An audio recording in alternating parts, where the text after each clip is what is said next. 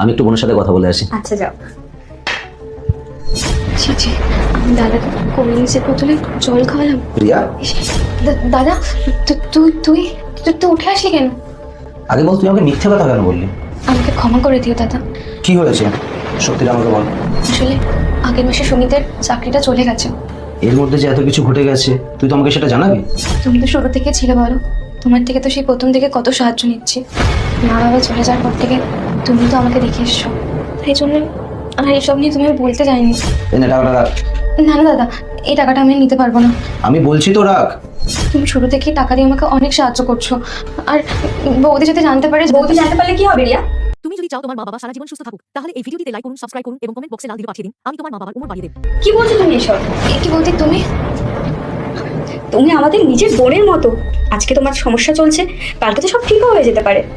এরকম মন খারাপ করতে নেই। দাদা যেটুকুনি দিচ্ছে না। ধর আবার। আরে কি করছো? একদম না। আমি তো তোমাদের কি বলে ধন্যবাদ দেবো? এবার ঠিক আছে, চলো ওখানে। চল সবাই বসে আড্ডা দেবো একসাথে।